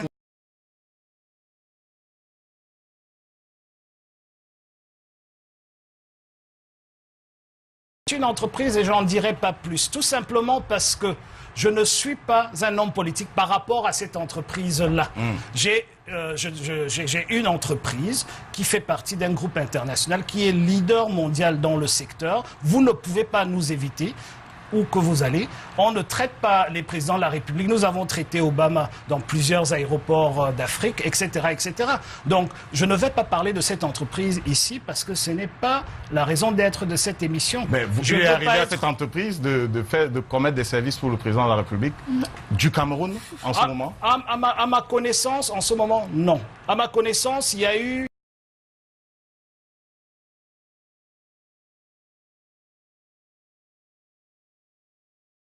Pour faire de l'assistance, nous ne traitons pas avec la présidence de la République, nous traitons avec les propriétaires des aéronefs. C'est-à-dire que le propriétaire sait que le seul habilité à faire ce service au Cameroun, c'est nous, et ils viennent chez nous, et nous le faisons. Et nous appelons tous les autres sous-traitants de la chaîne de nous aider à fournir tous ces services pour faire partir l'avion. Donc une ou deux fois, vous êtes tombé sur un propriétaire qui a affrété un avion pour le président camerounais. Peut-être 20 ou 30 fois. Il n'y a absolument aucun problème à cela. Oui. Le débat n'est pas là. Oui. Le débat, ici avec ce sujet, c'est que les gens pensent que le président de la République a des avions. Il n'en a pas. On le sait. Vous ne le savez pas.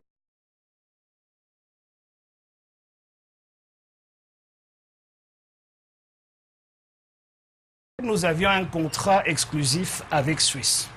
Et très souvent, il arrivait à la présidence de la République d'affréter cet avion-là, c'est-à-dire de bloquer tous les sièges en premier en business pour ces personnes. On n'allait pas dire qu'on ne fait pas décoller l'avion parce que les personnes qui sont dedans sont pas en phase politiquement. Attendez, ne sont pas en phase politiquement avec le directeur de l'entreprise qui traite. Et je vais vous dire quelque chose. Oui, allez-y. Très souvent, il y a eu des problèmes parce qu'il y a eu des considérations politiques pour ma personne. Et qu'on a voulu nous mettre de côté, vous avez vu un certain pape arriver et on n'arrivait pas à le sortir de l'avion. Vous avez vu un avion...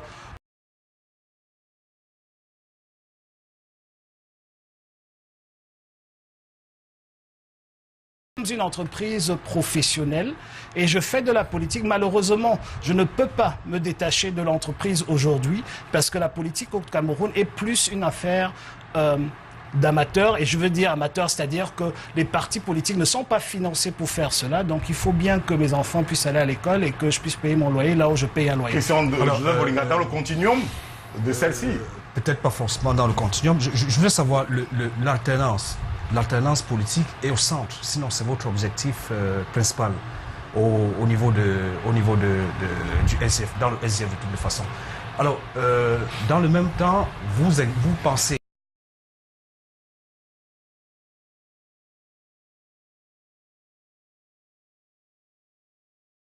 en tout cas, beaucoup de vos camarades pensent comme ça. Parce que l'une de vos... Je ne sais pas, celui qui le dit Président, mérite si vous permettez que je pose la question. Si je ne pose pas la question, vous ne pouvez pas répondre. Allez-y. Alors, vous pensez que la longévité de M. Biya au pouvoir, que ce soit au plan étatique, que ce soit dans son parti politique, pose un problème. Est-ce que vous avez posé, puisque vous avez composé la question de manière inverse, posons la question inversement. Est-ce qu'au sein du SDF, vous avez pensé que la longévité du président national du SDF pouvait poser aussi un problème en ce qui concerne le renouveau des idées et la mise sur pied des stratégies que vous adoptez?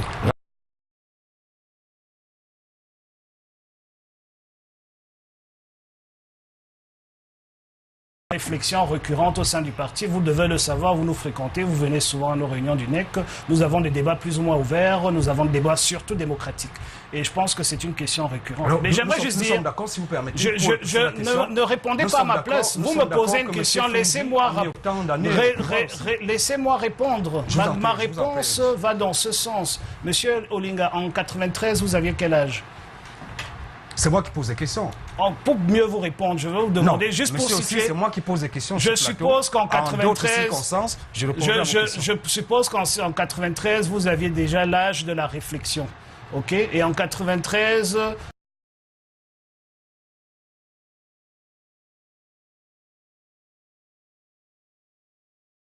Vous étiez content.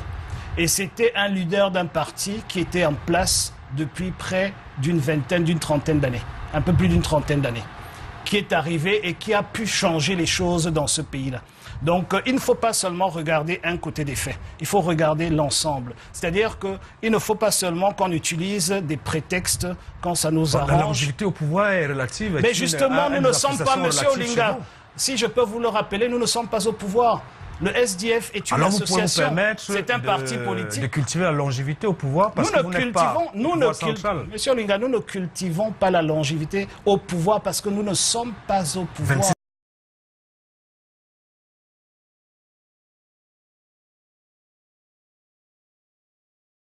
26 ans au pouvoir, c'est beaucoup, mais nous ne sommes pas au pouvoir. Il ne faut pas mélanger les deux. Oui, Président aussi. Au SDF, vous êtes, là on est dans le volet du débat qui concerne votre personnalité. Vous êtes perçu comme un très proche du président national du SDF. Quelquefois, certains pensent même que si le président national du SDF souhaitait voir le parti reprendre sa vigueur d'antan,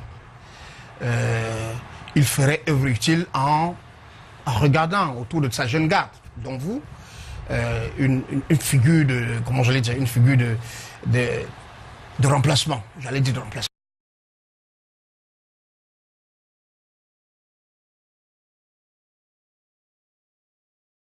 Candidature sous votre personne à la présidence de la République du Cameroun.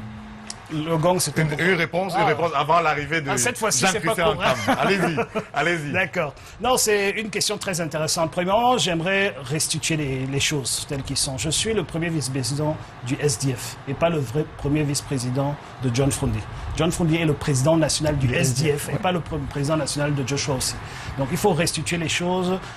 Il est à la tête d'une organisation à laquelle j'appartiens. C'est vrai, vous avez été élus tous les deux au même congrès. Ce n'est pas de... Je voulais juste parce que très souvent, avec cette question et surtout la façon dont elle a été posée,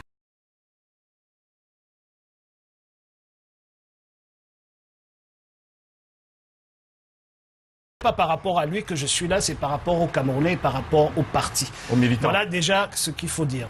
Maintenant, si je décide de me présenter au poste de premier vice-président partant le deuxième vice-président au premier vice-président. Au dernier congrès. Au dernier congrès. C'est parce que déjà, et d'ailleurs j'ai porté la candidature de John Frundi à ce congrès-là, c'est parce que j'ai confiance au fait que j'arrive à travailler avec le président national. Parce que si vous n'arrivez pas à travailler avec lui et que tout votre objectif c'est d'essayer de prendre sa place, vous ne pouvez pas travailler et vous bloquez tout le parti.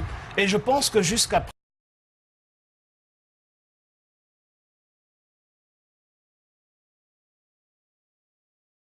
a été à la hauteur des tâches qu'il m'a confiées. Voilà la situation sans ambition. Voilà la situation. Mais non, je suis en train de répondre. Il m'a posé la question. Pour préciser, vous n'avez pas d'ambition. Je suis en train d'y arriver. Je suis en train d'y arriver. Donc, je disais, voilà où nous sommes et voilà où nous partons. Donc, pour l'instant, jusqu'en 2017, maintenant, normalement, février. Normalement, c'était octobre. 2017, février, il n'y a pas de normalement. C'est le comité exécutif national qui décide de la date. C'est dans les statuts. Donc, c'est normal que ce soit... C'est tous les 4 ans. Oui, c'est un mandat de 4 ans, mais c'est le comité exécutif national qui décide.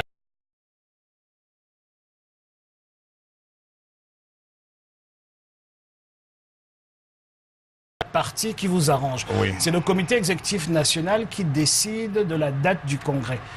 Ok? C'est les dispositions constitutionnelles du parti. Le mandat du président est de 4 ans. Le mandat de tout membre du comité exécutif national est de 4 ans. Tout comme il y a des mandats... Il sera échu en octobre. Tout comme il y a des mandats... Il n'est pas échu parce que le comité exécutif national a décidé de le proroger jusqu'en février. En tout cas, il est prévu en février. Si vous voulez me sortir de mon mandat comme ça, il faut d'abord prendre une carte du parti. Moi, je vous explique comment ça se passe. Moi, je pose des questions au président Joshua aussi. Vous ne me posez pas des questions, vous faites des affirmations. Ce n'est pas une question. Vous me posez une question, moi, je vous donne ma réponse. On fait des constats avant de poser des questions. Écoutez, c'est ce que je vous dis...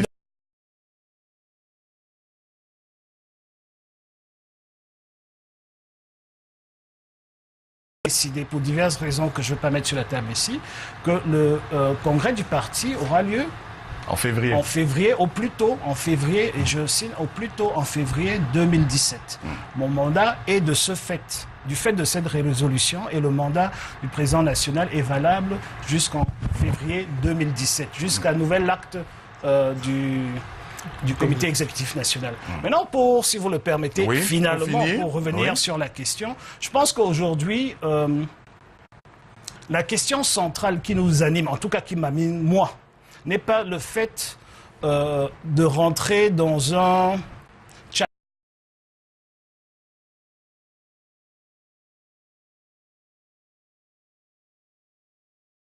Et si vous avez des ambitions quand vous êtes premier vice-président, il est naturel que vous voyez au moins, au minimum, de rester au niveau où vous êtes, sinon d'aller plus loin. Mais en politique, le temps, c'est tout. Donc, pour l'instant, ce n'est pas à l'ordre du jour. Pour l'instant, nous avons d'autres batailles et pour l'instant, nous nous battons pour l'unité du parti, nous nous battons pour mettre tout le parti en ordre de bataille, si je peux me répéter ainsi, pour tous les challenges et pour toute la tricherie et toute la fourberie que le RDPC est en train de nous préparer. Vous avez dit qu'en entame, quand vous avez commencé l'émission, vous avez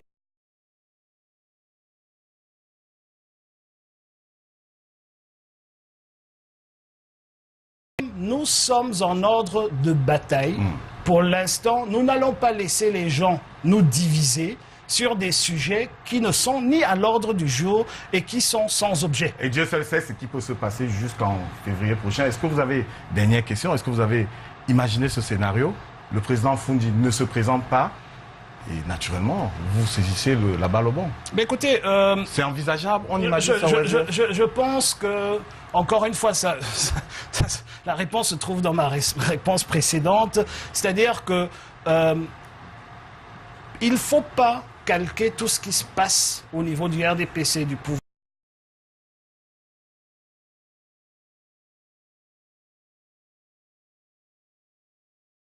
Pas dans un parti de chefferie où il y a un président qui décide qui sera le prochain président.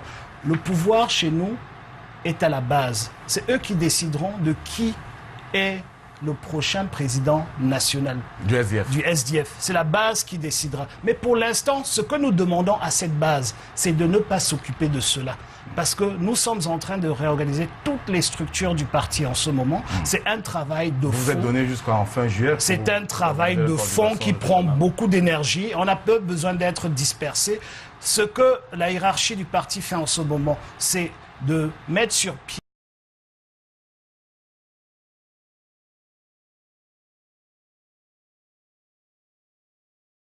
et donc, je ne pense pas que un débat de qui est quoi et comment est important. Parce que le jour où il y a un congrès du parti et vous voulez être président national, mais vous posez votre candidature, vous passez par les primaires et tout le reste et vous arrivez au congrès. Si vous êtes élu, vous êtes élu. Si vous voulez être candidat, vous devez passer par, si vous voulez être candidat à l'élection présidentielle, vous devez passer par le même chemin. Peut-être là-dehors, il y a des centaines de candidats dont vous n'êtes pas au courant. Vous vous figez sur moi parce que je suis premier vice-président. Peut-être que le message subliminal des spectateurs, c'est que vous présentez le meilleur profil pour la direction du SDF. En tout cas, c'est tout le mal qu'on vous souhaite. Joshua aussi, nous recevrons tout à l'heure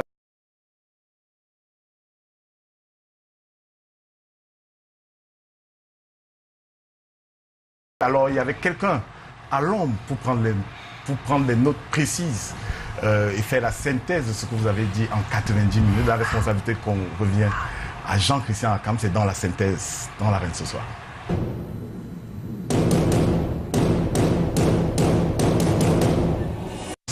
Jean-Christian Akam, bonsoir. Bonsoir, monsieur le premier vice-président. Bonsoir. Du Social Democratic Front, en abrégé SDF. Bonsoir. Alors, en guise de substance moelle de ce rendez-vous de débats et échanges, sur la grippe aviaire, vous pensez qu'il est temps de prendre des mesures adéquates ?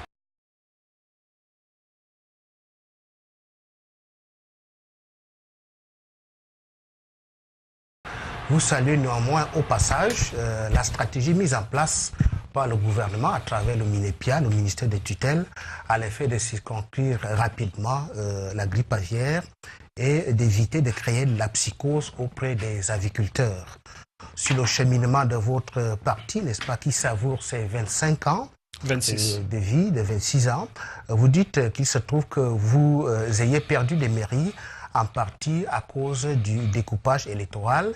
Et lorsque vous avez pris conscience de cela, depuis pratiquement 2007, au niveau des législatives, votre parti a commencé à se battre pour améliorer ce système.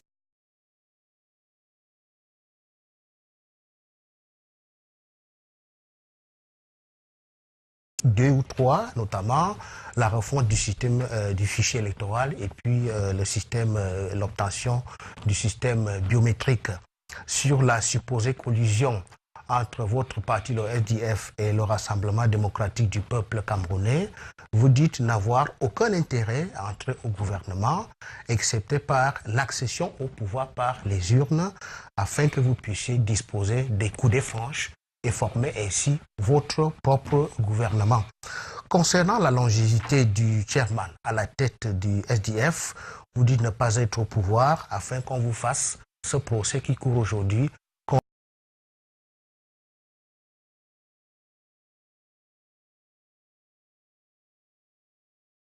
Vous faites maintenant, vous êtes en ordre de bataille et vous avez dit quelque chose d'assez important, à savoir que le pouvoir chez vous est à la base. Donc vous n'êtes pas un parti de chefferie.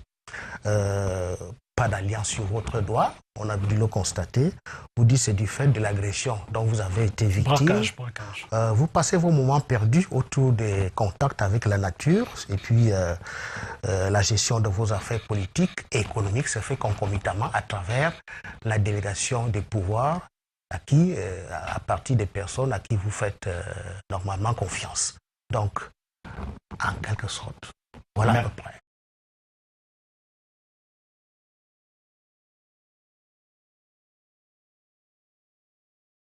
Toujours d'accord. Non, Avec je voulais nous, c'est toujours un peu difficile. juste une petite correction. Il a parlé du découpage pour les municipales, pour les mairies. Non, les découpages, c'est les législatives. Voilà. Alors, ça devrait merci être Jean-Christian. On vous retrouve dans les couloirs dans la semaine. Dernière question, Alex Gustave. C'était 90 minutes malheureusement. C'est souvent un peu court. J'essaie d'être... Vous allez me permettre d'avoir le temps de répondre. Oui. J'essaie d'être correct dans cette émission depuis le début, mais je vais quand même pas... On va pas séparer sans que je vous la pose. Souci, vous êtes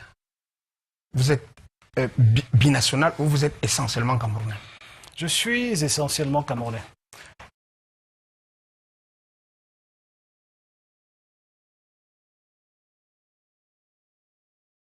Je suis camerounais. Je n'ai jamais aspiré à obtenir une autre nationalité. Voilà. Merci. Oui.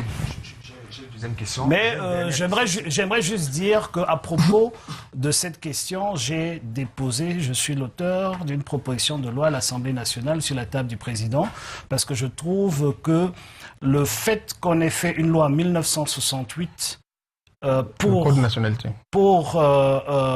éloigner les UPCistes de l'époque du pouvoir à Yaoundé, je pense que M. Biya devra avoir le courage soit de demander à sa majorité au Parlement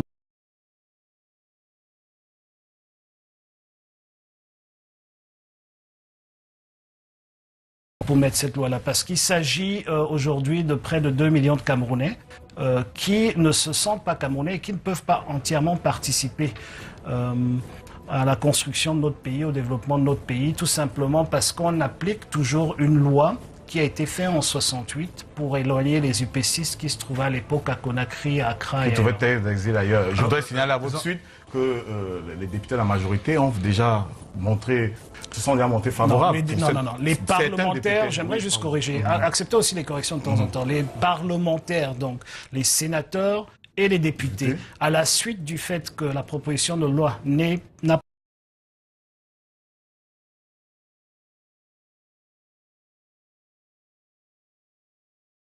C'est ce que on est en train de dire. Dernière question, je vais pour Linga. Justement, je ne pourrais pas me permettre de sortir cette émission sans avoir ne serait-ce qu'un début de réponse. C'est une question qui fait beaucoup de gorge chaud dans l'opinion. Aussi Joshua, quels sont vos liens avec la famille présidentielle? Je suis un opposant qui s'oppose au chef de cette famille-là. Et voilà. Alors, on n'avez pas de lien familial? Pas encore, peut-être un jour, mais pour l'instant, il n'y en a pas. Il y en a au sein de votre parti qui ont des liens familiaux. C'est une dernière question d'internaute. Il y a quelqu'un qui signale que la fille de John Fondi, ou le fils de John Fondi, il s'agit de Benoît de France, qui a épousé le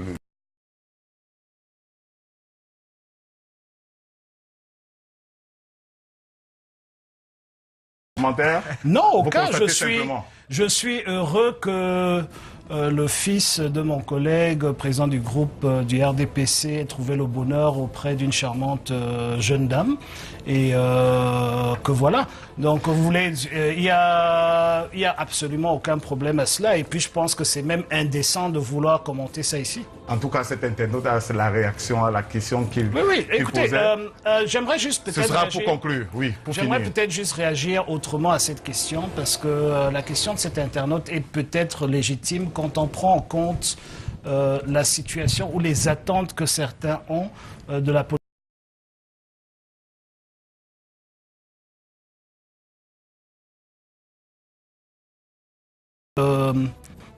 Comment dirais-je, qui utilise un alibi appelé le RDPC pour faire croire qu'il y a un multipartisme dans ce pays. Malgré le fait que autant de Camerounais ont souffert depuis 1990 qui ont souffert depuis 1958, malgré le fait qu'il y a eu autant de prisonniers, etc., etc. Il faut quand même comprendre que la politique, ce n'est pas de se tirer dessus. Ça, c'est la guerre. La politique, il faut être d'accord d'être en désaccord et il faut pouvoir aussi se parler. Ça ne veut pas dire qu'on est d'accord les uns avec les autres. Donc, nous n'avons pas d'ennemis en tant que tels en politique. Nous avons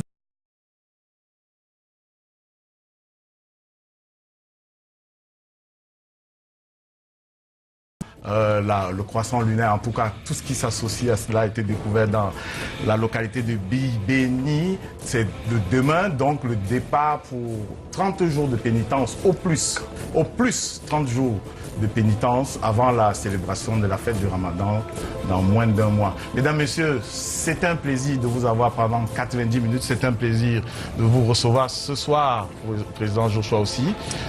Merci. Et puis, merci aussi pour toutes les questions des téléspectateurs qui sont arrivés. Qui vous regardent. Et parmi eux, il y a certainement des militants du SDF. Alex Gustave Zébazé, merci d'être venu. C'est moi qui vous remercie de m'avoir associé à cet échange. Merci.